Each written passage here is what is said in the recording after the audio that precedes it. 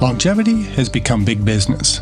Everywhere you look, there's a new peptide, new supplement, or a new protocol promising to reverse aging. But when health becomes transactional, one more thing to buy, inject, or track, are we getting closer to aging well, or are we missing the deeper transformation that true vitality requires? Welcome to the Aging Well podcast, where we explore the science, stories, and strategies behind living a longer, healthier, and more purposeful life. I am your host, Dr. Jeff Armstrong, an exercise physiologist with a passion for making science simple and life better as we age. My guest is Colin Zaporski, Chief Clinical Director at Old Mission Lifestyle Medicine. Colin and his team specialize in helping patients reverse biological aging and optimize health through proactive, data-driven medicine, combining hormone optimization, peptide therapy, and precision lifestyle interventions. Together, we'll explore what it means to move beyond the transactional mindset of biohacking and embrace a transformational approach to aging, one grounded in science, sustainability, and a deeper understanding of what it means to thrive across the lifespan. The Aging Well podcast encourages informed decision-making and always consult your physician and scientific literature when making decisions about your health. Colin, welcome to the Aging Well podcast. It's my pleasure to have you on here today. Can you start by telling us a little bit about yourself and how you came to specialize in helping patients reverse biological aging and optimizing their health? Jeff, thank you so much for having me on. I really appreciate the opportunity, and I'm excited to be here. So my name is Colin. I am a physician assistant, and I did my undergraduate training at University of Michigan. I studied neuroscience, and then I went on to my formal training as a physician assistant at Wayne State University in Detroit. And then I went on to spend the first about decade of my career in orthopedics, which I was primarily doing hip and knee replacement, which was fantastic, super exciting, cutting edge stuff. Being in the operating room, high pace, a lot of fun, and definitely helped a lot of people, changed a lot of lives. Saw a lot of people go from coming in with a walker to walking and exercising and lifting weights and all the things that make for a healthy and active lifestyle, but ultimately, it was very reactive care. You're seeing someone come into your office, they already have a problem. They've been dealing with an issue. Usually it's some type of pain, shoulder injury, knee injury, hip injury. And you're trying to scramble to fix that problem or to prolong the inevitable, which is ultimately, usually some type of joint replacement. And so that was all great. But after a while, once again, it just became a little bit more like, how can I help people? We're helping people, but how can I help people to actually prevent these type of things from happening in the first place? How can we, no one's having the conversation about how do we prevent osteoarthritis, or how can we, delay osteoarthritis? And so now I practice in a different field of medicine called lifestyle medicine, which really focuses on proactive interventions, all the things that we can do to try to prevent disease from happening in the first place. And of course, there's so many things under that umbrella. But to me, I think it's so much more exciting because we can actually have an honest conversation about how do we prevent disease? How do we be proactive in preventing someone from ending up in a hospital or ending up in the emergency department or ending up in an orthopedic office in the first place? And so to me, I think that's a way. And I think lifestyle medicine as a field, I think it should be part of all doctor training, all PA training, all mid-level provider training, because I think it's so important and it's core. And I think ultimately that's where medicine is going to be going, to more of a proactive model, because right now we practice in what I would consider a sick care system, not a healthcare system. Really, the system it's perpetuated through sickness, and it's just not a sustainable model, in my opinion. I think ultimately for us to progress, it's going to have to be more of a proactive care model. We have to really try to do things that are going to keep people from getting sick in the first place. And so that's what I'm doing now, and I'm super excited about it. Well, you won't get any argument from me, and that's certainly the perspective we take on the Aging Well podcast. So I'd like to dive into this a little bit deeper, but before we get into the science of all of this, I'd love to hear your perspective. How do you define the difference between transactional and transformational aging?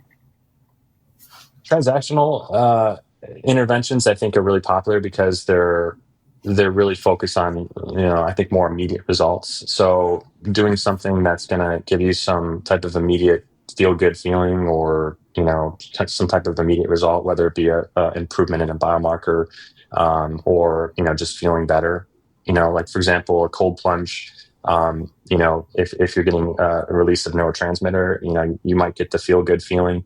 And so, that to me is, I think, appealing for anyone, right? Any human. Like, obviously, you like to feel that immediacy. I mean, in a world where we have Amazon 2-day shipping, right, where you're expecting something at your door, immediately, I think the immediacy of a transactional health benefit is really appealing to people.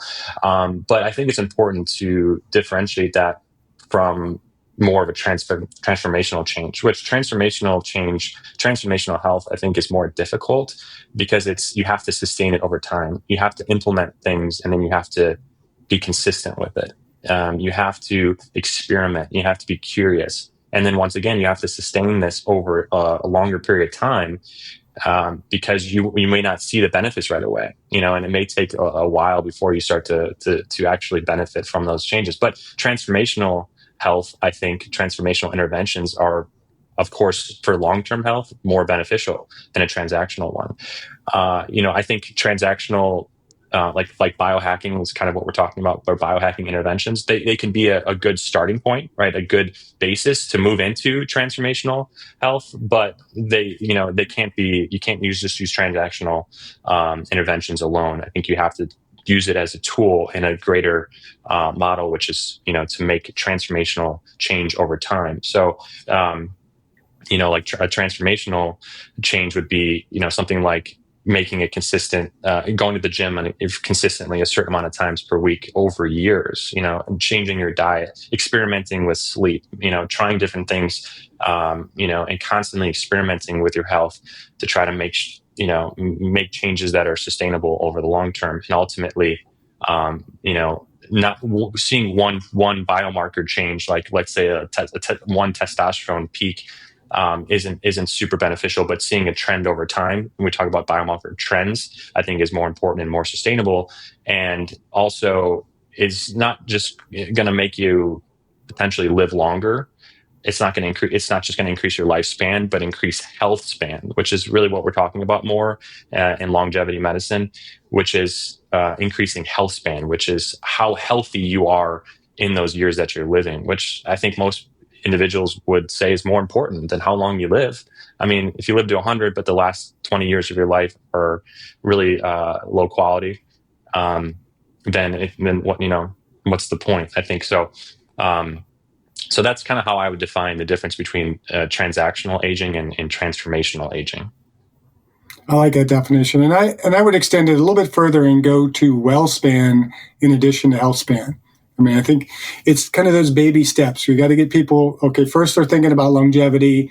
Now let's start thinking a little bit about how does health play into this? How are we living better with a little bit more vitality and wellness? But then moving that health span to wellness, where it's really that biomechanical, psychosocial piece of our approach to health. Yes, how you think about it, right? And Right. your mindset going into it. You might get a quick reward, quick serotonin rush with a biohacking intervention, but that just then if you start piling out a bunch of biohacking, that you could actually end up stressing yourself out more, right? Okay, what do I need to do now? What do I need to do now to make sure I live forever, right? You start to get wrapped up in it. And I think, Laura, that's where individuals can go wrong. Where transformational, I think, is more of a sustainable mindset. I'm not going to be perfect today, but I'm just going to do my best, and I'm going to try harder, and I'm going to try something new tomorrow, and stacking up over time. I think that's going to be that's obviously the more beneficial approach. So what led you to focus on proactive preventative approaches rather than the more reactive, symptom-driven model that, as you mentioned, dominates healthcare? Well, ultimately, I think, when we talk about helping people, the reason I became a PA in the first place, and I think a lot of mid-level providers and doctors will attest to this as well. And by the way, happy Nurse Practitioner Week to all those wonderful NPs out there, including my wife. Appreciate everything you do.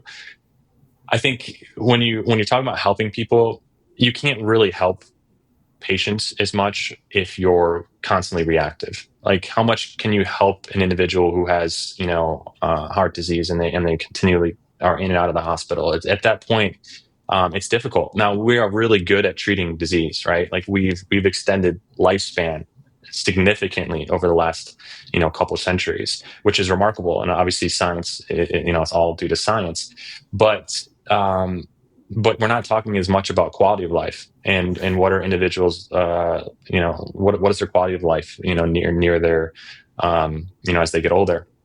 So I think as a goal to help people, to help patients, to help people not just be healthier and to live longer, but just to feel better overall. I mean, if my patients are feeling better, they're happier, they're going to be more agreeable, they're going to be more happy with me and what I'm doing. And so I think being proactive and being able to discuss all the things that we can do now today, and it doesn't have to be complicated. I don't like to start really with too much with my clients to start, because I just think it's overwhelming. And if you give someone too much to do at the start, it's going to be like, oh my gosh, there's no way I can do that. I can't do that. I think you start with 1 or 2 changes and then you move on from there. But once again, I think just being proactive is going to help. Just long term is going to be more beneficial for patients to be overall more healthy. And I think that's ultimately where the healthcare model is going to go, unless it continues to become more broken, which is possible, obviously. But I think ultimately, if we're going to be successful in this country, we're going to have to shift towards a more proactive model, because it's just going to become too darn expensive and unsustainable. So in your experience, what are some of the misconceptions people have about longevity medicine or anti-aging care? Some of the misconceptions that people have about anti-aging. Well, this is an interesting one, because I think people tend to think of aging as inevitable and something you can't control. And so if you put it in that box and you say aging is inevitable, I'm going to age, I'm going to get older, I'm going to die. That is, I think, a nihilistic way of thinking about it, and I think it prevents people from changing, right? And although aging, to some extent, everyone ages, right? Everyone gets older. Aging itself, the process of aging, is not necessarily inevitable, and I don't think we should think about it that way, because there are so many things we can do to affect it, to change it, to improve our what we call biological age, which is an interesting term. An increasingly important one, where we're focusing not just on your chronological age, how many years you've been on this planet since birth, but actual biological age, which is a measurement based on biomarkers of how healthy you are relative to the average individual your age. Biological age. So you can slow your aging, you can slow your pace of aging, you can have a lower biological age than your chronological age.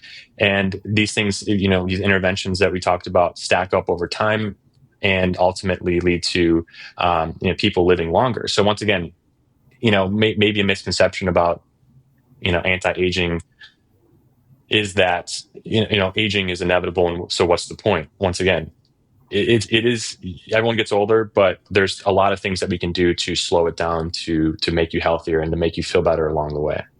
Does that make sense? Did that kind of answer the question? Oh, makes perfect sense. And I think that's one of the shortcomings of Western medicine, is that we tend to take that mindset that aging is inevitable. So you go to your doctor and you complain about an ache or pain or something like that. Oh, you're just getting older.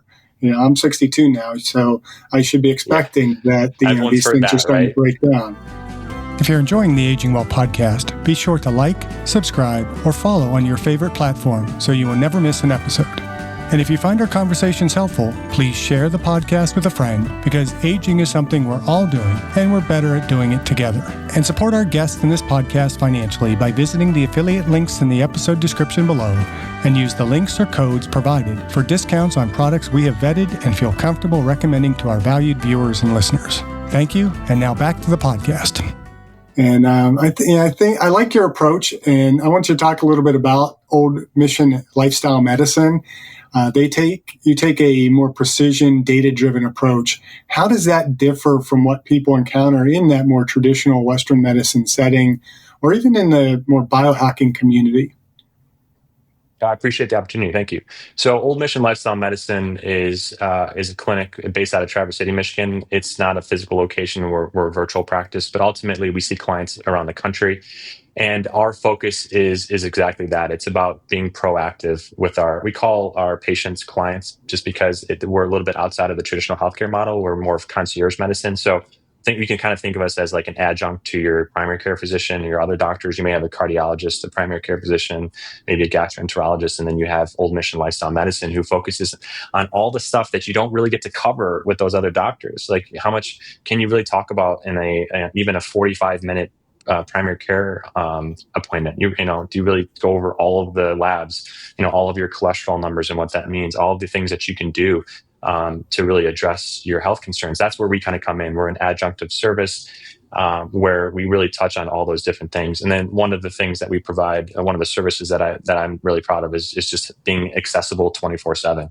So if one of my clients wants to get a hold of me, they can get a hold of me on nights or weekends. But ultimately, what our focus is helping our clients to be the healthiest version of themselves that they can be, and give them all the tools that that will help them along the way to achieve that goal. And so, anti-aging is part of that. Longevity is part of that. Lifestyle medicine is part of that. Focusing on the core fundamentals of lifestyle medicine: sleep, exercise, nutrition, et cetera. And we can talk about those things if you like, but ultimately just being able to have that conversation with an individual that they're not having with their traditional healthcare system. The doctors that are under their insurance plans, they're once or twice yearly primary care physician. How many times do most Americans see their primary care physician? Once a year, if they're lucky. We want to kind of bridge that gap between what you're getting with your traditional healthcare and what everyone should be getting, right? I think everyone would benefit from a guide, myself included, guiding you through your health journey and kind of really diving deep into your specific health. And once again, I think that's also where we excel, which is the individualized, personalized aspect. So we are able to really be precise with talking to an individual. We're going to have your specific biomarkers. We're going to do more labs, more comprehensive lab panel than you would traditionally get, talking about hormone optimization, cholesterol health, all those different types of things. I encourage my clients to get like a wearable device where we can collect a bunch of individualized data. And I think ultimately that's where medicine's going to go, which is towards a more precision, individualized approach. Instead of lumping a bunch of people in a category, here are my diabetics, here are my heart disease patients. We can talk about individualized, being very precise and individualized with our clients. And one of the cool things that is happening now that's really helping us in this field is all the technology that's coming out. Like we're on the cutting edge of science right now, with epigenetic testing, biological age calculators, like True Age, which we use. Wearable devices that I mentioned. And then now we have these dashboards where you can collect all of clients' data in one consolidated place, and we can see trends over time, which are incredibly important. We can see their heart rate variability. We can measure their cholesterol over time. We can measure all kinds of stuff. But once again, that's where I think the precision individualized part comes in. Like, because why wouldn't you, right? Why would you treat everyone just like put them in a category when you should really treat them as an individual? And everyone's different. Everyone's body biochemistry is different. Everyone's lifestyle is different. Everyone's socioeconomic status is different. There's so many variables that play a role into a specific patient, and that's where I think we really want to focus in on is really providing that kind of individualized care. So that's I think that's what's exciting about Old Mission Lifestyle Medicine, and ultimately, like I said, where I think medicine will be going in the future. But as it stands right now, our type of services are only available kind of outside of the healthcare model, healthcare system for obvious reasons. Yeah, which is unfortunate, because I love hearing that phrase individual or individualized, because even in exercise science, my field, it gets underutilized. We tend to silo people, compartmentalize them. It's male versus female. There's, athlete, non-athlete. But in reality, everybody is so different, and we neglect that principle of individuality and how that affects our health, our well-being, our adaptability, and all those types of things. And you work a lot, as you mentioned, with hormones and biomarkers and peptides. But your emphasis seems to be much more on the integration of these rather than isolated interventions. And that's, I think, one thing I really love about what you guys are doing. But with all that, you mentioned all these data that we can collect. It seems like clients and individuals could get very lost in all those numbers. So how do you keep clients from getting lost in the numbers? That's a really good question. So to comment on your point about integrating different strategies, I think that's a really good point, and I want to touch on that first.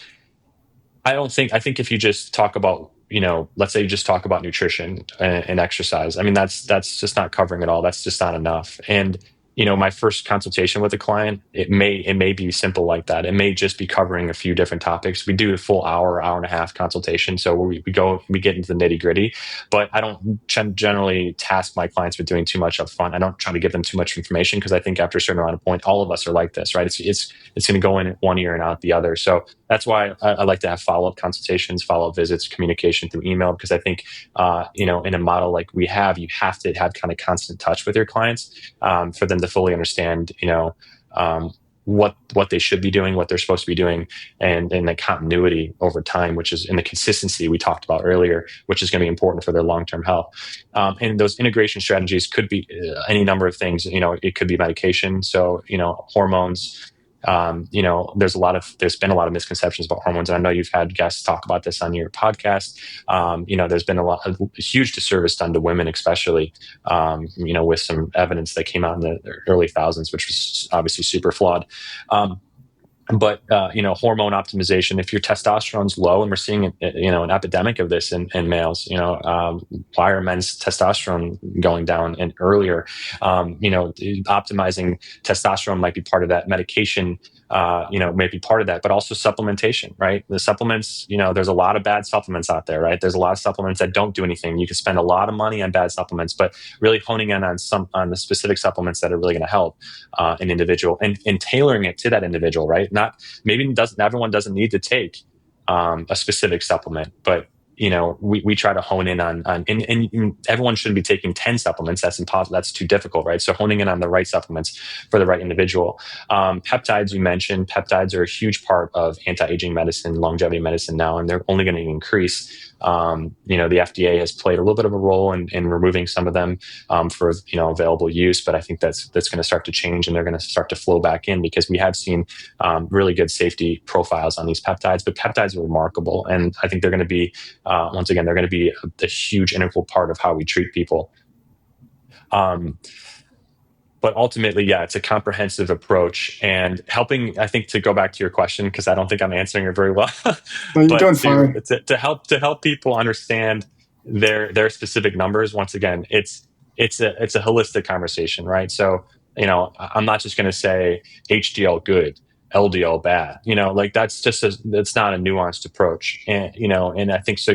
Trying to have that nuanced approach and just kind of be comprehensive. And once again, not giving a client too much information up front, because I think that's overwhelming, but follow up over time. And we do regular follow up labs. So obviously, primary care physician once a year. We do labs at the start, we do labs 2 months, and then we do labs every 6 months afterwards. And we'll mix in more labs intermittently if we feel like it's necessary based on the client's symptoms. So once again, helping them to understand those numbers. We can do 1,000 different things to start, but I think that's not useful. I think it's layering strategies on over time, and just having a kind of a constant communication, and focusing on just a couple, 2, 3 things at a time, I think is the most useful.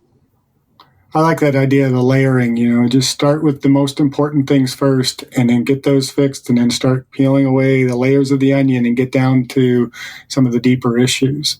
Yeah, and real quick, just the assumption that if we start a therapy that you're going to be on that therapy forever, that's not necessarily true. A lot of people, you might go on a blood pressure medication and like, oh, I guess I have high blood pressure the rest of my life. Like, that's not how I would treat a client. I would say, you have some gastric issues, or you just came off antibiotics and you're having, gastritis, you're symptomatic, we might start with peptide like BPC 157 and see, do a trial of 6 to 8 weeks and see how you do on that. If we see, good results, and we cycle you off of it. So, medications, supplements, things like that, not necessarily long term.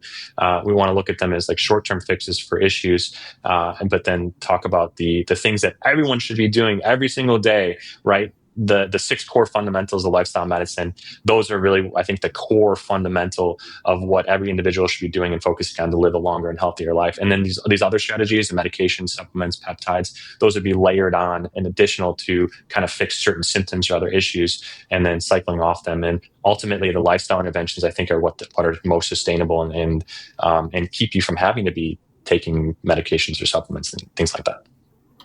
Kind of depressing that this is such a novel approach to medicine.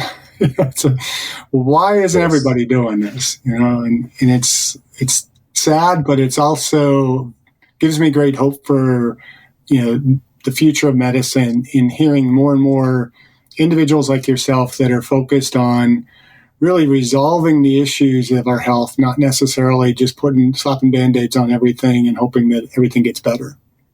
Well, I have a question for you. So you taught at Eastern Michigan, and do you think that training has something to do with it, like medical training or PA training?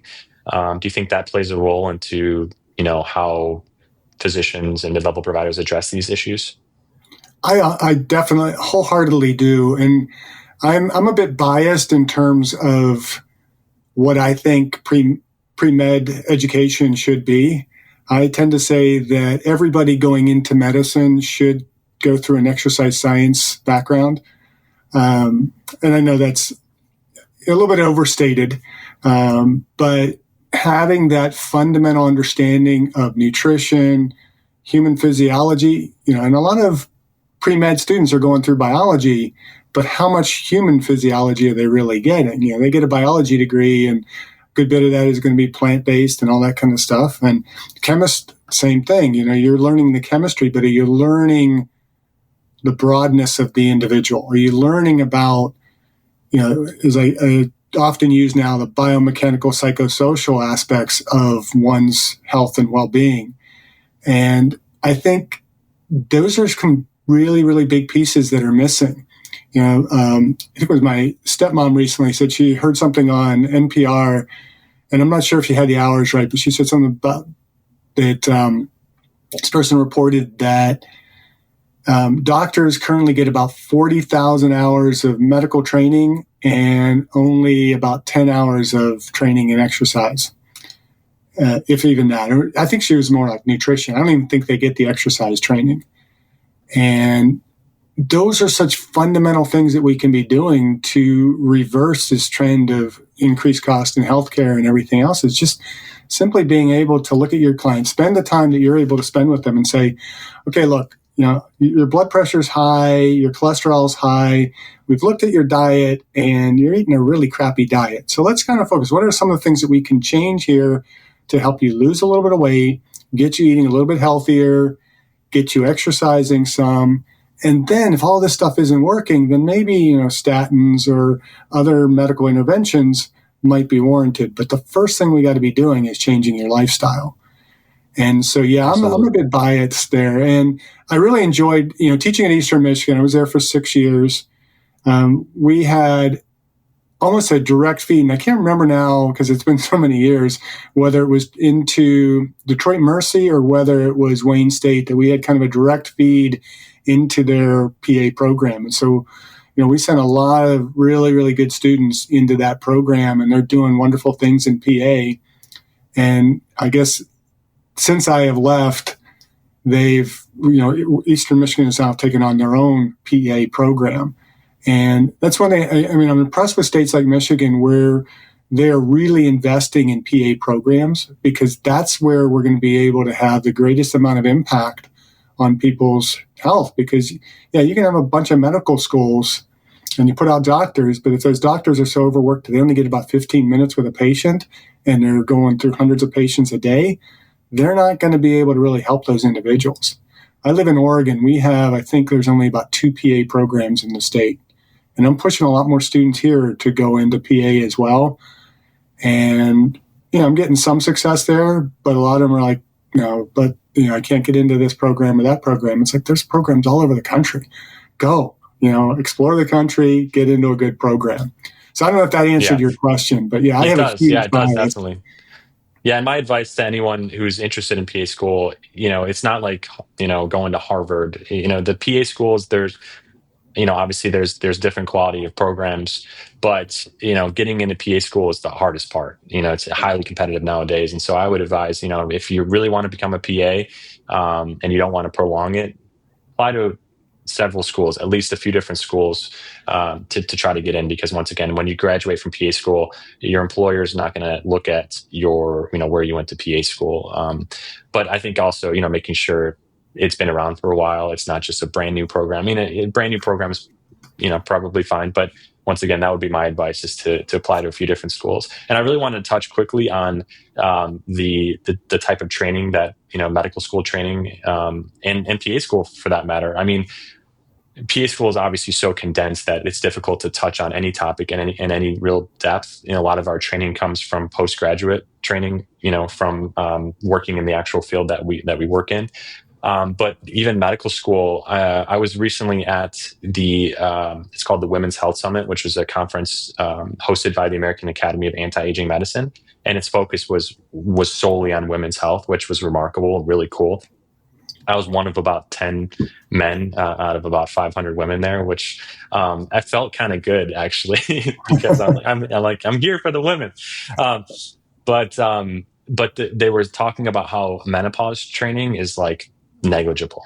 It's like 10 minutes or something like that, and which I think is such a shame, because think about how many women suffer from perimenopausal symptoms, and how so much of the symptoms are treatable, and can be ultimately resolved with the right treatment. And there's so much misconception out there, even now to this day, that have restricted women's access to that type of treatment that could be life changing. And so I just think that's a shame. And I think if we're going to talk about long term change, and and improving the healthcare model and improving people's health and wellness overall, we have to start with the training of medical professionals. And so, I think medical school, PA school, nurse practitioner school, there should all be lifestyle training as like a core fundamental part of it. Like, how do we prevent disease, not just how do we treat it? I think that's a logistical challenge too, because you have to be able to cover all these disease processes that are possible, and all these kind of even rare diseases that have to be covered. But once again, like, how do we prevent them from happening in the first place? Shouldn't that be the core of the training? And if we see this one disease, you might see this one disease one time in your entire career, or never, but you didn't have any training on how to prevent all these other more common diseases. That to me is kind of an injustice. So I think improving, adding to formal medical training is essential moving forward to be more successful in keeping people healthier. And how do you see like AI supplementing that? If we can give physicians and PAs, medical health, professionals, better understanding of how to keep people healthy, do you see that AI can actually play a little bit better role in kind of filling in all those roles, all that stuff that they had to memorize in medical school that nobody can remember and they got to look up anyhow? Yeah, I think there's a misconception from some patients. They'll say, "Oh, you're looking up information online." Like, it's like, why would you not want me to do that? To be more thorough, and to have all the information available. And by the way, for individuals who haven't been in medical training, they use the analogy. It's like trying to. I can't remember exactly how it's, but try to put your mouth over a fire hose. It's like the amount of information coming at you. It's just there's no way to absorb all of it. So where AI plays a role is you can get any information instantaneously, and it can help structure treatment plans. It can help you kind of digest information, and kind of give you more clarity on information. And when there is, like in our field, in lifestyle medicine, anti-aging, and old mission lifestyle medicine, we do gather a lot of information. I think in a world of data, where data is increasingly important, having more data is going to be more helpful to treat that's how you really do the precision medicine, right? You have more data. on a specific individual. And so how do you consolidate all that information? How do you interpret all of it? How do you figure out how it works against each other, with each other? AI is going to play a huge role in that, and only is going to make my job and individuals like myself easier. But ultimately,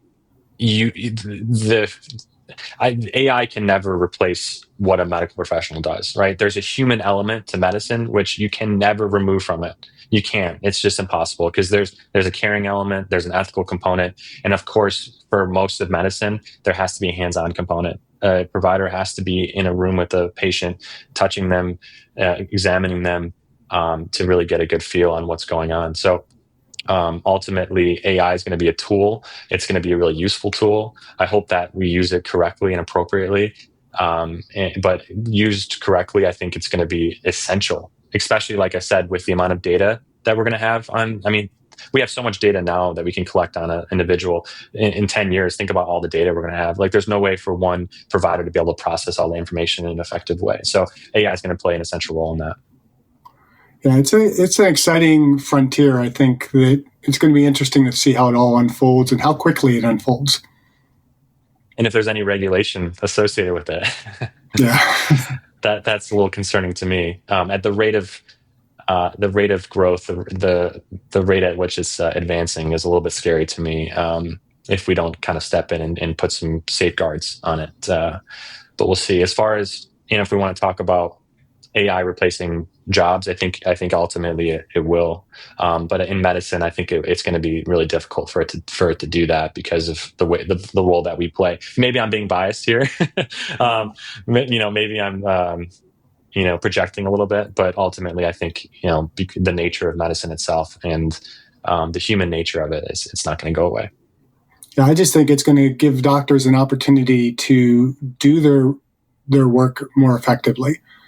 Because most people go into medicine because they truly care about people, but then you get overwhelmed in the way the current system runs, and you're getting flooded with so much, sometimes misinformation. I think, even doctors can be vulnerable to misinformation, because they're getting, what's the standard practice at the hospital.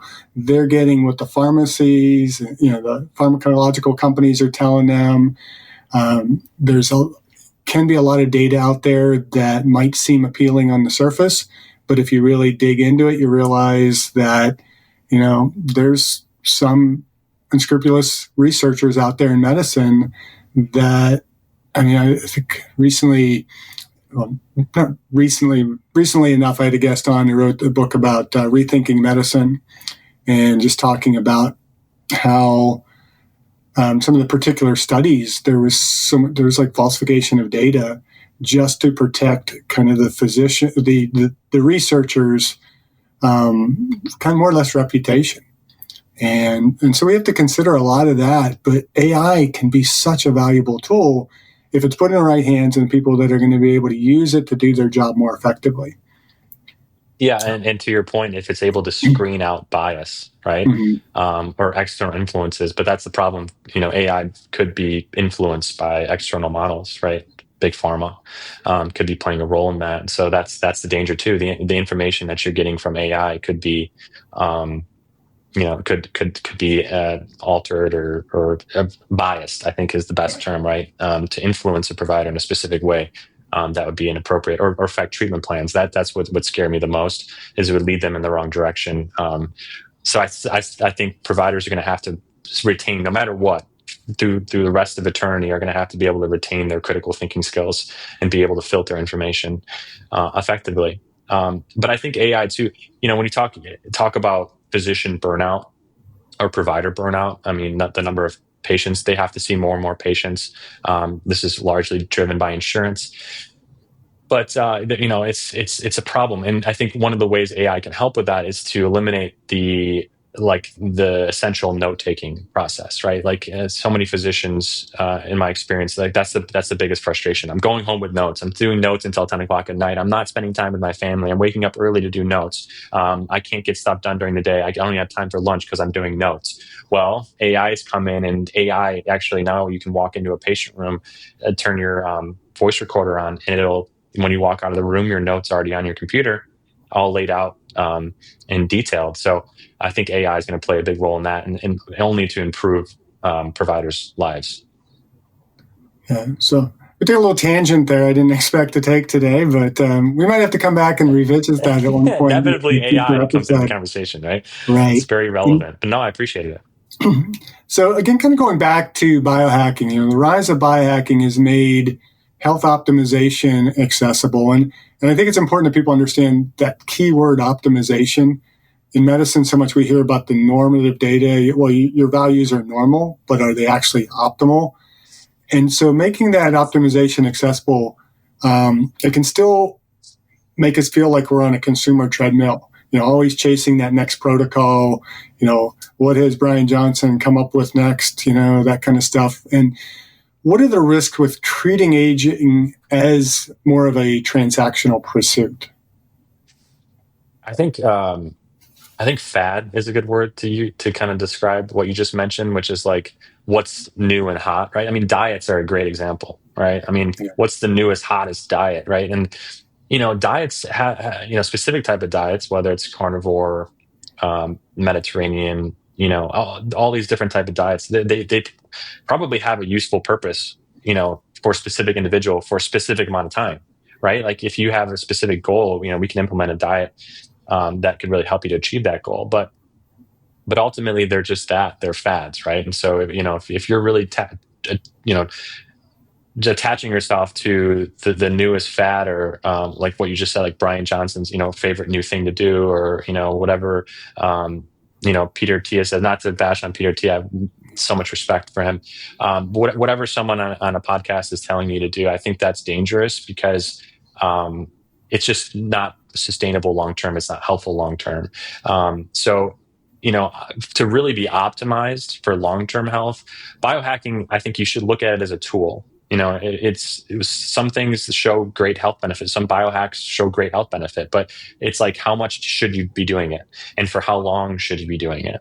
And are you putting all of your eggs in that basket versus diversifying and doing other things? If you did a cold plunge for 2 hours a day, that's not healthy, right? That's not good for you. But and also it's going to be to the detriment of doing other things. So I think taking a diversified approach, but also speaking to your optimization point, I think it's incredibly important for optimization to not just latch on to the most popular thing, but also to focus on not just what is normal or normalized, but what's ideal. So, I know this is kind of a aside and going in a little bit of a different direction, but I think it's an important thing to discuss, which is labs. We have normal ranges for labs, which are there for a reason, of course. But having a normal lab may not mean that you're optimized. In fact, if you have low normal testosterone, for one individual, that could be totally fine. They could feel great, and they have no issues. But for another individual, they could feel like garbage, right? And so that's where we talk about the individualized approach. So being optimized is not just looking at one number. It's not just looking at trying one thing. It's not just doing biohacks that you saw on social media. It's taking a more holistic approach. It's looking at things, not just what's popular, what's trending, but what is going to help you long term, and what's going to make you ultimately feel better, which is our goal, right? I think the goal is to feel better, to have less anxiety, to have less depression, to have more joy, to have more energy, to be more virile, to be more sexually active. These are the things. These are the goals that I think everyone should have ultimately. And by just focusing on what's trending, that's not going to get you there. It might give you a short-term fix, right? We love short-term fixes. We love that quick rush of serotonin. It's a drug in itself, right? It's a drug in itself. But ultimately, the less sexy way to approach health, I think, is optimizing for long-term health, not just short-term transactional biohacking, which can maybe fix something short-term, but it's not going to be a long-term solution. I think it's just such an unfortunate term. I don't like the term biohack, because you think of hacking is that shortcut, that quick fix kind of thing. And in some cases, that's what's actually being done. But in other cases where it might be a more appropriate approach. It's getting masked in that terminology. And I don't know, maybe it needs to be biooptimization or some other better term that can separate the two, because so many people, again, it's biohack, I'm looking for that quick fix. And that's kind of my next question for you is, how do you help clients who come into you wanting that quick fix, that biohack, to shift to a mindset that is of a more sustainable transformation? That's a great question. So biohacking, yeah, right, the term itself, I think is potentially problematic, and it almost has a negative connotation. But I think at the core, it's how do I tap into my biology to improve myself? And that goal could be, for improving yourself, could be a bunch of different things, right? Like, not everyone is necessarily focused on living forever. Right. So that's obviously, there's some people that are hyper focused on that, and we see them, blown up on social media. But maybe it's just to be stronger. Maybe it's just to have more energy and be more present for family. But how do I hack into my biology to help me to achieve that goal? And I think that's an admirable goal. So biohacking is not necessarily negative, right? In fact, I would argue it's not negative. I think it's a good kind of way to think. It's a good starting point. But when I tell my clients is, use it as a tool. Use it to achieve a specific goal, but understand that might be a short-term fix. And, when you talk about biohacking, it should be a diversified biohacking. Don't focus in on one or two things, and talk about different things. Let's biohack your sleep. Let's biohack your diet. Let's biohack your exercise. Like, how are we going to get more blood flow to your muscles? How are we going to get better performance at the gym? What supplements can we use to let's use some creatine, right? Anyone who's going to the gym, I'm going to recommend you take creatine at 5 milligrams a day with a loading dose if you haven't started yet. That is going to be essential. And so that's a biohack that I would stand behind. And I would say you should do that today if you want to have better performance at the gym. So once again, I think it's just clarifying that, it's not about a short term. It shouldn't be about a short term fix, although that's kind of the culture we live in. That's the society that we live in, which is a shame, right? And that's technological advances, and have done that to us, I think, to some extent. But we've known this for a long time. It's sustainable consistency over time that's going to give you the best results, and it's going to get you to where you want to be long term. I think the happiest individuals and the healthiest individuals have been doing it for a long time, right? And they've been consistent. So once again, just looking at biohacking as a tool, not as a means to an end. Just use it as a tool that we can use for now to get you to somewhere, and then incorporate it into a larger, more holistic plan that's going to be more sustainable long term. Does that make sense? Yeah, makes sense. And I still don't like the term, and I'll probably always fight against that term, but the principles that you just spoke of, I'm wholeheartedly behind. And I think when you look at like the blue zones, if you go into any of those blue zones, ask those centenarians, well, what's your favorite biohack? And we're like, whatever their native language is, because most of them aren't in America. They're going to be like, what the hell are you talking about? This is what I do. This is how I live. It's all lifestyle as opposed to is. And you mentioned creatine. I would argue, I would push it further and say everybody should be taking creatine. Sure. Because there's so much more research now. Yeah, it's probably even more important for cognitive health than it is for muscle health.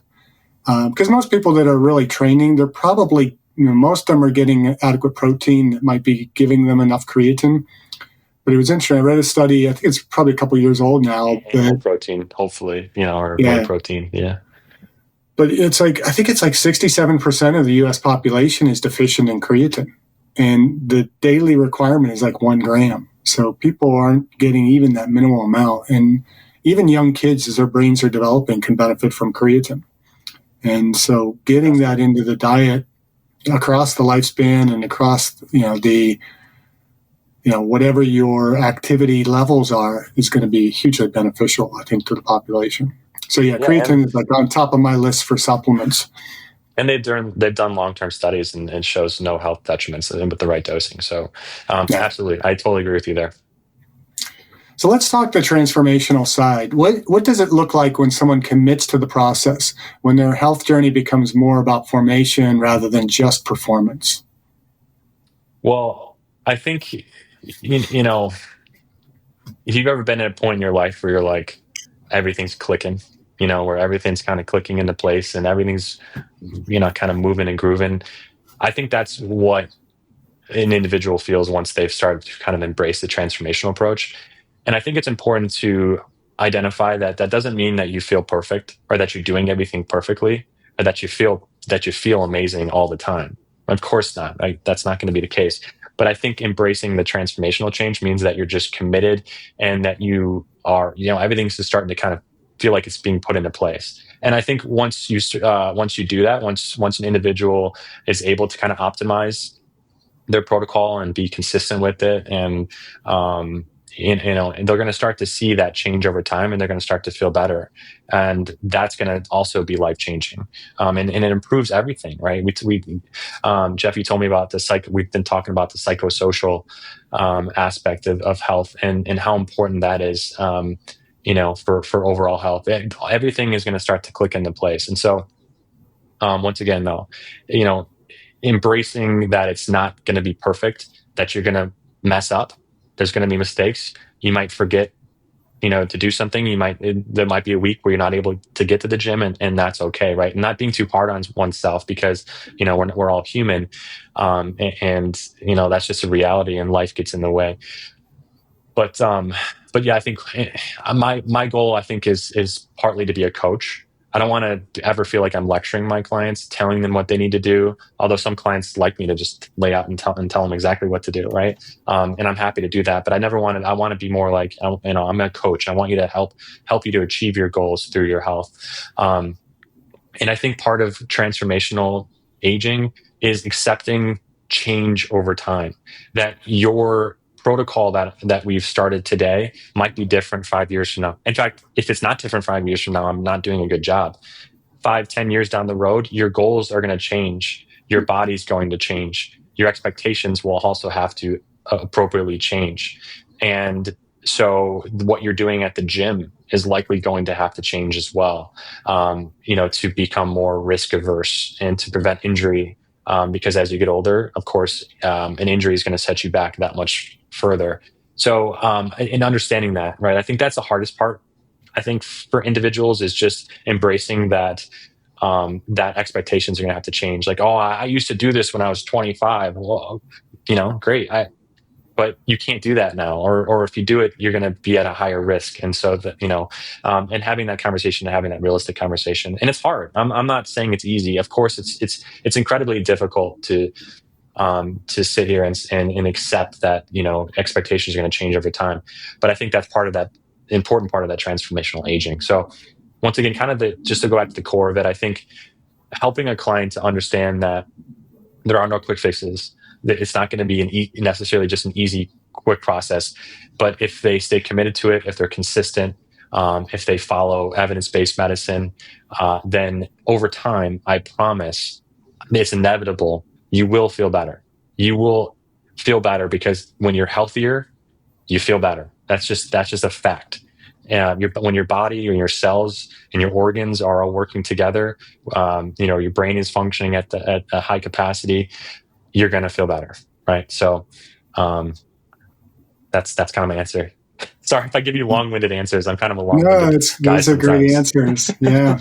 And I would underscore too, when you talk about expectations changing, I think it's important for people to understand as well that, those expectations aren't necessarily always changing for the worse. We're going to expect that just no matter what we're doing, it's still going to kind of be this level of decline. For many people, those expectations are going to increase because they're doing the right things. Now suddenly, because they're eating better, because they've lost weight, because they've taken care of maybe joint problems, now they're able to hike more, they're able to do more.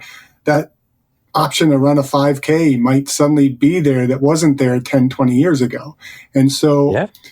expectations are going to change for the better and for the worse. And a lot of times that better for the worse is really a matter of, really our own expectations and our own kind of valuation of what it means to be healthy. Yeah, and the definition of when you're in your prime, you may not even know when you're in your prime, right? I tend to think that I'm living in my prime right now, but who knows? It could be 10 years from now. I just don't know. And how do you define what your prime is, right? I think that's an individual approach.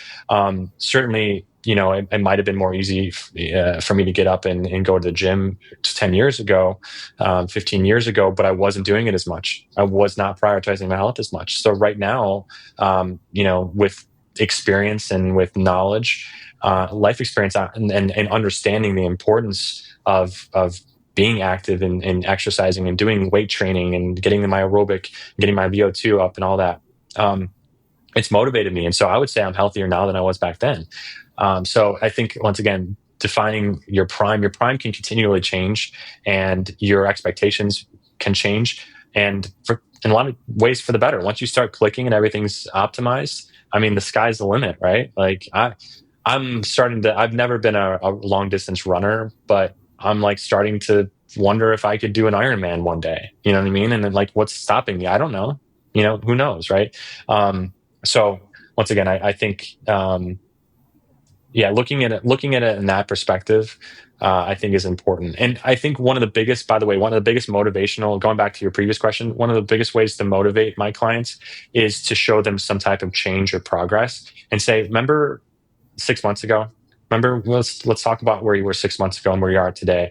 And that change, even in a short period of time, like 6 months, can be such a motivational factor. And one of my favorite things to do, especially for my clients who have really kind of upped their exercise game, take a picture of yourself in the mirror. And I hate doing it to myself, and I know a lot of people don't like doing it, but I mean, that can be such a motivational factor to show the change over time, and really can help someone get locked in.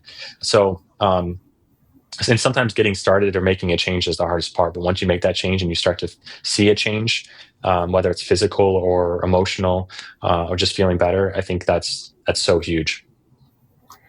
Yeah, my goal is to be an elite athlete in 20 years. I'm 20 years away from being at my prime, because I'm just going to kind of maintain and be able to sustain where I'm at for a longer period of time as the rest of the population declines, and suddenly that separation puts me into the elite category. There you go. And listen, I believe in you. I'm 100% confident that you'll be there. I asked you a question, so I guess this is more kind of an interesting question, but what would you say would be your top one or two things that you're doing now to make that goal a reality? I think one is really being focused on my sleep. I'm doing everything possible to, I track my sleep. I look at REM sleep, deep sleep, quality of that sleep. What am I doing that's affecting that positively or negatively?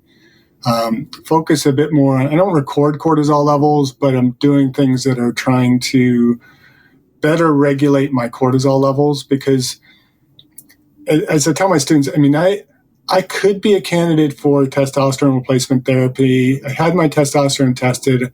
I'm in the high normal, but I'm definitely not in what most, would say is the optimal level. But I tell my students, it's like one of the reasons I don't really lean into that is because I'm teaching you all these things that I want you to understand. This is how we live our lifestyle to be able to kind of optimize health as we get older. And I don't need my students saying, well, of course Armstrong's in shape. He's taking testosterone. I want it to be the things that I'm doing. And so those are the kind of big areas. And then, continuing to really work on strength training. I have leaned into strength training a lot more than cardio, because I'm trying to really maintain muscle mass and strength, and still trying to gain strength. I love at 62 that I can still, in many ways, outlift many of my students. And I coached strength and conditioning for the local wrestling team for a few years. And there was one day where one of the kids was getting a little cocky, and he was testing his 1RM on the back squat. And they're not supposed to be doing that, and which always annoyed me. And he ended up failing, fortunately having his safety racks in place. So when he dropped down to a deep position, couldn't get up, the bar got caught. And he goes to the end of the bar expecting me to go to the other end of the bar to help lift it back up onto the rack. And I just looked at him, got underneath the bar and zerchered it up, where you lift with the bar and the crux of the arm, lifted it up onto the rack. And these kids are all just like looking at me like, oh my God. Point of pride. Yeah. And so, I'm just trying to do the things that are going to, just keep me able to move more effectively. I need to stretch more. You should have probably asked me the things that I'm not doing that I should be doing. And flexibility is probably the one big one that I Yeah. have to start making some conscious choices about. So, That's a low hanging fruit, but I'm the same way. I have trouble with that. I would say, I would argue to, if you were my client, and you asked the same question, how do I become the elite in that age category in 20 years? Like, how do I make sure I don't break a hip, and then, really increase my mortality? I would say the two things would be protein intake, which is incredibly important, and resistance training. And those are the two things that are going to create the longevity, right? Because when we talk about risks as we get older, it really falls and the mortality associated with that. Um, and then the lack of mobility that surely follows. So maintaining mobility, and so also building that muscle starts now, starts wherever you're at, right? Wherever right. you're at. If you're 12 years old, or you're, 60 and you've never worked out a day in your life, like, that starts now because the foundation is built today. And so I would say pounding in that muscle, building in that muscle as much as possible. That means protein and resistance training. That's going to give you the best chance at, keeping that mobility as you get older. And I quickly wanted to comment on, testosterone replacement therapy, right? It's not for everyone. It's not without risks, right? There are some potential side effects, things like that. Bodybuilders, though, for reference, they're on super physiologic dosing, right? They're not on physiologic dosing. So, you really shouldn't be, oh, I'm like going to be like Arnold. Well, no, we won't dose you like Arnold, or bodybuilder. But really, my focus with taking a medication like that is really on treating symptoms, because to me, above everything else is quality of life. Not necessarily above everything else, right? Like, I'm going to, of course, take risks into account, but quality of life is incredibly important for me.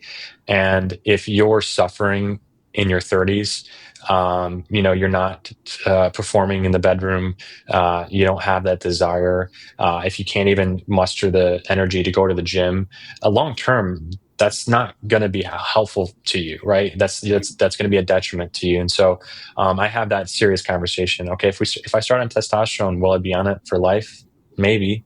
Will I have side effects? Possibly. We can work with the side effects, but where are you at now? What are your symptoms right now? And, the only way to solve that might be with replacement. Now, there are other medications, like Clomid and HCG, and so it's not just necessarily testosterone, but testosterone might be the option depending on the patient. So, that's kind of where I'm at. Quality of life and symptoms is usually where I tend to center and gravitate myself towards when I'm considering treatment options for a client. Yeah, and that's what I underscore with my students is it is a conversation to have with your physician or your PA in your case, to make sure that, you actually need it and you're getting the right dose. It's not just, a matter of, and there are a lot of clinics out there that you can just go in and they're going to automatically prescribe, testosterone to you, give you, a couple vials and some needles and say, go on your way. And they're not really testing for whether you need it, whether it's being beneficial, whether it's being effective for you. And so I really caution, my students to understand that it is something that can be very helpful to individuals, not helpful to everybody. It goes back to that individualized medicine. Absolutely. Absolutely. And to that point, it's important to get the right labs as well in the right cadence. So we always get labs a couple months after initiating treatment, but it should always include a total testosterone, a free testosterone, SHBG or sex hormone binding globulin. It should include estradiol.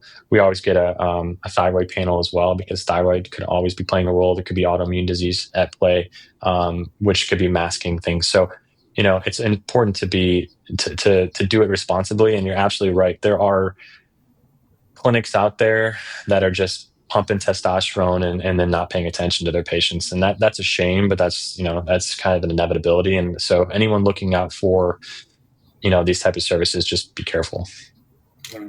That kind of leads to my next question is, as longevity medicine grows, how do we ensure that it is accessible, but also ethical and evidence-based rather than just another status-driven industry? I mean, that's a tough one. It's a $20 billion and growing industry.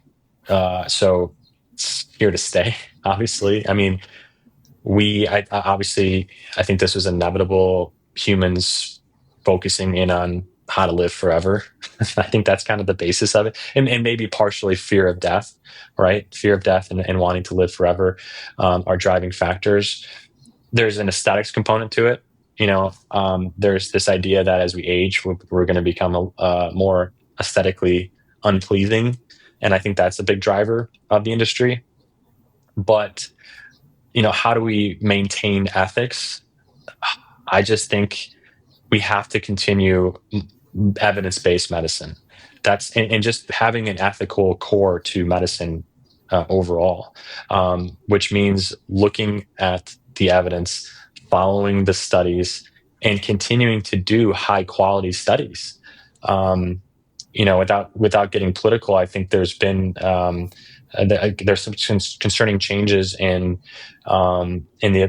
spending and funding for essential medical studies, and some questioning of science and the results of studies, and that's concerning to me, and that's a direction I don't think we should be going in. So I think part of it is, like I said, just following evidence-based medicine, and just making sure that we, once again, keep that ethical core. The goal of this should never be to make a bunch of money. That can be a side thing, right? If a company is doing something well and they're providing an essential service to someone, there's no reason in my mind that they shouldn't be successful in making money doing it. But at the core of any medicine company should be a moral core, that I'm here to help people. I'm here to make people's lives better and to make them healthier. And anything else is just noise. And there's laws and regulations in place to protect businesses from just taking advantage of people. There's something called the corporate practice of medicine. I don't know if you're familiar, but it's to protect medical practices from being owned by basically private equity or venture capital. People just funneling a bunch of money into something without having a physician at the core, or a medical professional at the core. So I think expanding upon those type of laws and then actually enforcing them, because they're not widely enforced, I think is going to be important to protect patients. I think the core of that is to protect patients. So evidence-based medicine, science at the core, ethics, having an ethical core, and then legal and regulatory framework that helps them match that and sustain it and to enforce it. Makes sense. And so for the listener who's really feeling overwhelmed by the options, you rattled off a couple peptides in there, and even for myself, it's like on how you doctors can keep track of the different peptides and what they do. AI, and I hear a lot of physicians, you hear a lot of physicians saying, the patient comes in and says, I want to try peptides. Okay, well, which ones for what? And you have hormones, you have all the different functional testing. Where should they begin if they want to take that more transformational path to aging well? I treat peptides like a tool in the tool belt. I would never throw 10 peptides at someone to start. I mean, if you read the benefits of any individual peptide, all of them have like 5 to 10 amazing potential benefits. The GLPs, the GLP, GIP, and then there's a new one coming out, retatrutide. It's going to be remarkable, for metabolic health, weight loss. I think it's not responsible to try a bunch of peptides. Now, I understand peptides are highly marketable. I get questions about peptides all the time. Clients coming to me are going to be interested in peptides. The way that I treat it is I tailor those peptides to their goals or their symptoms. So once again, if you're coming in with the goal of weight loss, I would start with tirzepatide as a good option, as long as they're a candidate for it. Maybe tesamorelin or samorelin are really, really, really good options. But then I would stop there, and then I would revert back to talking about diet, exercise, sleep, all the things that are important. when we talk about giving medications and like controlled substances like testosterone, that has to be based not just on symptoms but labs, and so do the peptides, right? You want to make sure you're not giving peptide, because peptides in responsible dosing, they're really quite safe, but they're still a medication. So I hear a lot, well, they're just naturally occurring substances. It's like, yeah, a lot of things are. It doesn't mean that if we give it exogenously, it's going to be safe for you. It won't affect other processes in your body. So looking at labs and interpreting labs for that individual is going to also be really important. So I would say that's kind of where we excel. I wouldn't expect someone coming to me to know exactly what peptides they want. Sometimes they will, and I say, well, you want 10 peptides to start like that. Then you're experimenting with your body and you're potentially being unsafe. So I think guiding a client through that process, starting small, using peptides for a short period of time, and using it for a targeted approach to treat a symptom, to treat some type of like going back to like gastric upset, BPC, body protection compound. That's a great one for healing. Maybe we have to heal the gut before we move on to anything else. That might be the starting point. You're eating well, you're dieting well, you're bringing in appropriate fiber and all that, and carbs, but you're not seeing the results. Maybe you have a leaky gut. Maybe you have gut dysbiosis, and we need to improve that first. So once again, it just comes down to what I'm tailoring it towards. Is it symptoms, or is a specific client's goal? Make sense? Yeah, it makes perfect sense. And I think what that underscores is that it has to involve testing. You don't just blindly say, I need this peptide. You got to look at, why do you need it? What do you need it for? And which one's going to be the most beneficial for your set of needs. And so you said that you feel like you're a little bit better or closer to your prime now than you were a number of years ago. What are you doing personally to age well? And this is a question we ask of all of our guests. A really good question. So personally, I would say I'm an experimenter right now. So probably my biggest deficit is sleep. So one of the things I did recently was, well, my wife has been telling me for some time that I snore, and she believed I had sleep apnea. She said I would just wake up, and then wake up. And so I should probably get that looked at. But I think men have this issue. We don't like to go to the doctor. We don't like to get things checked out. We're just like, oh, it's fine. I'll be fine. So, I'm taking that more seriously. When got tested, I do have sleep apnea. I'm using a sleep mask, which has been an adjustment. But that's just one aspect of sleep that I've been working on, keeping my sleep and wake times consistent. That's a tough one for me. You might know this, but there's a book I'm reading. It's by Matthew Walker, Why We Sleep, which is a phenomenal book. It goes into all the details of sleep, the physiology, everything involved with it. But 30% of us are, night sleeper, or not night sleepers. We have trouble falling asleep early. We're more of a later, we have a later circadian rhythm, later clock, and 70% of America is like, they wake up at 6 o'clock in the morning, they feel wide awake and refreshed.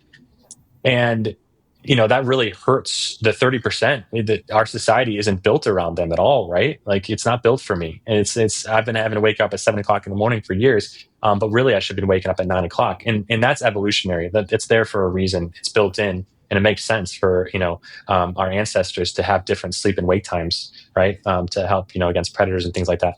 But ultimately, that 30% are at a higher risk for heart disease, diabetes, and a myriad of other diseases. And so, me figuring that out and figuring out, I have a little bit more flexibility now, which is nice, but just figuring out how to keep that consistent, and try to get at least 7 to 9 hours of sleep. And improving the quality of sleep. Now I use a metric or a wearable device. I use the Whoop device as well as my Apple Watch. So I'm like all about wearable technology now, and just collecting data on that and trying to improve that. But just trying to experiment with different things and be curious. I think being curious is probably the best way to improve your health, because you're just going to try new things and see if it works, see if it sticks. And everyone's different. One diet might work for someone, but not for another. So experimenting with my diet and really just trying to be consistent with my experimentation and consistent with, I think the number one change that I've made is exercise, just really being consistent with exercise and diversifying. I think weight training is a core of it, but also HIIT training. intensity interval training is so important. We've seen so many health benefits to that, and I know you can probably comment on that in detail. And then of course aerobic exercise, and making that a priority. No matter what's going on in my life, I have a young child at home, a lot of responsibilities, things like that. It's like that has to be a priority. And just once again, just trying to prioritize my health, because what is really more important than your health? In my mind, nothing, because it ties into everything. It ties into the health of your relationships. It helps with your bond, your family time is higher quality because you have the energy and you have a stable mood and you're not feeling depressed. You're not feeling anxious. And so your health, you have to treat your health and the health of your body first. And so like, I'm just trying to get in that mindset, I guess, just to kind of like figure. And also I think having a child has kind of given me a little bit more motivation as well, because I think about like, I want to be there for her when not just when she learns to ride a bike, but when she gets married. Like, I want to be able to walk down the aisle, and then I want to see her get older and develop into her career, and like I want to be around for as much of that as possible. And like, how do I do that? Well, be healthier, right, and take care of your body. And so I would say the short answer: experimentation, sleep, exercise, and just being curious about my health. Pretty much you're aging well. I would say I'm aging pretty well right now. I feel pretty good about it. Yes. It's good. Yeah, the sleep is a challenge. And I pushed to get tested for sleep apnea as well. I've waited way too long in my life to get tested. I'm not finding great success with the CPAP. I don't feel like I sleep quite as well with it. My wife doesn't sleep as well because it's not as quiet as you would think. I think she preferred me snoring over the... Which mask do you have? Do you have the full face? No, I just have it's a more, what they call it, the nasal cushion. Yeah. Yeah.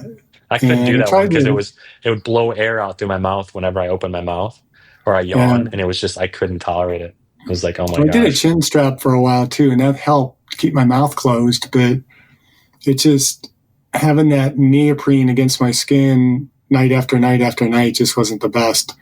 And so I agree. It's tough to get used to. But when you think about, I think what keeps me motivated, at least to keep trying, is the fact that I understand the risk of having apnea, and the fact that now I know that the mask is basically resolving my apnea. That's the most important thing. I don't know about you, but I don't particularly feel like I'm getting better sleep with this mask on. But to me at this point in time, that's kind of a secondary issue. It's more about, okay, I want to make sure I don't, this apnea is not contributing to me getting Alzheimer's disease and things like that. So that's kind of what keeps me motivated. But I agree that there are options out there, right? There's a surgery now they can do, which I'm a little bit wary about. But yeah, the mask it's kind of tricky, isn't it? Yeah. So I'm working on getting used to it. I've been doing it since May, and it seems to help. I don't think I get better sleep scores, like you said, and I track. I started with a Garmin watch, but the battery life was just horrible in it. And so I had switched to one that doesn't require a subscription like the Whoop. I would love to go with the Whoop, but it's like, I can't justify that much money every month. And so I got a Amazfit Helio strap. Oh, okay. And it did malfunction on me. I've loved it, but it did just kind of stop. It didn't stop working per se. I think it just stopped charging. So I have a replacement coming. So at least the customer service is good with it and everything else. And that's good. Any wearable, you're going to have ones that go bad once in a while. So I'm not going to judge them. Sorry, I cut you off. I'm not going to judge them poorly for having one product that goes bad if they're going to support it. Yeah, I agree with you on the Whoop being expensive. I do think it's really accurate, and it provides really cool data, and the battery life on it is insane. And when you do charge it, you just pop a charger; it just slides right on top of it, so you really never have to take it off your wrist. So if you're like really into collecting data and trying to figure out like I'm like we're doing, experimenting a little bit, I think it's really useful. But yeah, I wish it were a little bit cheaper. I would agree with you there.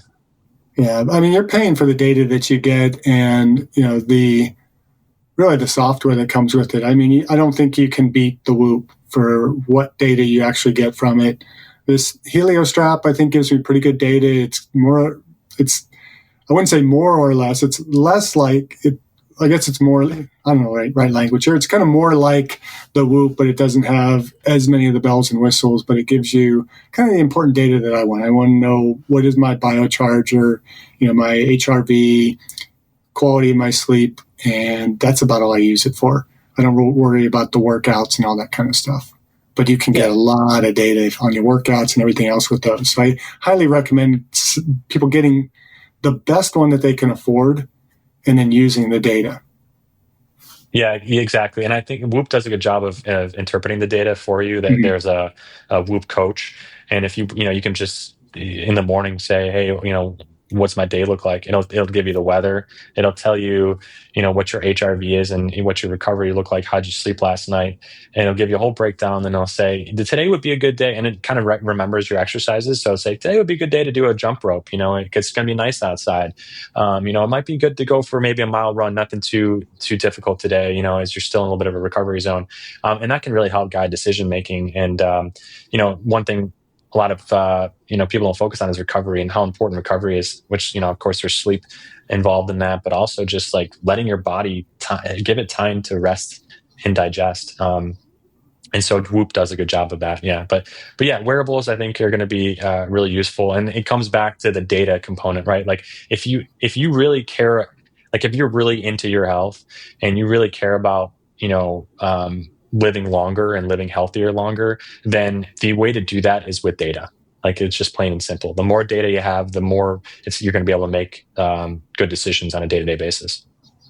Do you kind of envision this day when we have the advanced Alexa where it's like, so Alexa, what's my day like today? Well, you slept well last night, so you have plenty of energy to get a weight workout in. So get in the gym now and get that done. And you didn't do your workout today. When are you going to start working out? And, giving us all this feedback and using the data that are available to really drive our lives to be more successful.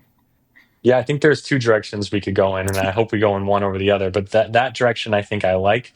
But the other direction could be, I don't know if you've seen these robotic legs now that are coming out. And basically, they do all the work for you, which is remarkable, right? For like someone, a paraplegic or something, right? But like, maybe we go in that direction. I would be surprised if we did, but that would be like a good AI or a good futuristic movie. I did see something recently where I think it's in Japan where they have almost these exoskeletal legs for workers to be able to use. And it's like, to kind of keep them able to keep working. But it's like, shouldn't they be doing the exercise and doing the things that are going to help them do that naturally without all these assisted devices? And like you said, I understand for people who have disabilities and limitations, but for the most of us, we need to be doing it naturally. Yeah, I would agree. I guess it's threading the needle, right, between helping someone to do a task more safely versus, having the functional ability and strength to do it themselves, right? Like that's an argument that I think is interesting. But yeah, we can go down all kind of rabbit holes right now with all this. But at the end of the conversation, yeah. So, how can our viewers and our listeners connect with you, connect with your practice? If they want to take advantage of the services, how can they connect with you? Website, social media? What do you got? Yep. They can find our website, oldmissionlifestylemedicine.com. There's an inquiry form. It's a quick little 1-minute form. You put in your interests and what your goals are, and we can reach out to you. There's a lot of information on our website about our services and what we provide. That's probably that's the easiest way to get a hold of us. You can also reach out to me directly at colin@oldmissionmedicine.com. And I'll respond to you immediately. And then another way if you're interested in following some of my educational content, I have my own personal page. I'm on Instagram, TikTok, and Facebook. It's at Peak Health PA. Peak Health PA, one word. I have some cool videos on there to kind of educate people. Just trying to spread the word and kind of share as much information as I can. And the goal is to just reach people and try to help them answer a question about health, or just to guide them in the right direction, or just be more of a resource for people that's based in evidence-based medicine. So Peak Health PA is how you'll find me on social media. And we'll have all those links in the episode description notes so that people can access you. But I got a little word of advice for you. You're talking about sleep being a primary concern. If you want to get more sleep, it's probably not wise to be telling people that you will get back to them immediately. Allow at least a little bit of time for sleep and for time with your daughter. Get back to them in a reasonable fashion. I will take that advice. I will take that advice, certainly. Yeah, if you email me at 3:00 in the morning, you might have to wait till 7:00 or 8:00, but I will get back with you, I promise. Just be reasonable in how they approach you, right? So is there anything we failed to talk about today? I know there's tons of things that we can continue down rabbit holes and talk about, but is there anything we missed that you want to make sure you share with our viewers and listeners? No, this was a great conversation, Jeff. I really appreciate you having me on. I had a great time. I could spend hours sitting here talking to you. In fact, I cleared the day for you, so I'm surprised you're cutting us off short. I'm just kidding. No, I not really anything else I want to talk about, but yeah, I want to impart that. Once again, I think if anyone's curious, about starting a health journey, or they feel like they need to make a change, start small or start simple. Try a biohack, right? If you want, do something. I think just starting and just doing one small thing, committing to one thing for the next week. It doesn't have to be a big goal, just something small, and just trying it and just do it and see what happens. I think that's the starting point. I think where people go wrong is they just say, "Oh, there's so much I need to do. There's so much that there's so many different things, like I need to go to the gym, I need to eat better," and it becomes so overwhelming that they become paralyzed. And so once again, I think the goal, the way forward is just to keep it small, keep it short and simple, and then and see how it goes, and then move on from there. Sounds great. And we will have you back because I think there's a plethora of information inside there that we can tap into. What I would encourage our viewers and listeners, they can access me via email. They can send us questions. If they have further questions, put it in the comment section, and we'll come back and address those again. So I'll be more than happy to join you again, Jeff. That sounds awesome. So until then, I'll let you go. Hopefully maybe spend some time with your daughter, exercise. It's too early to get to sleep yet, but tonight, make sure you get to bed early, and just keep doing what you're doing and keep pushing the envelope in terms of longevity medicine and keep aging well.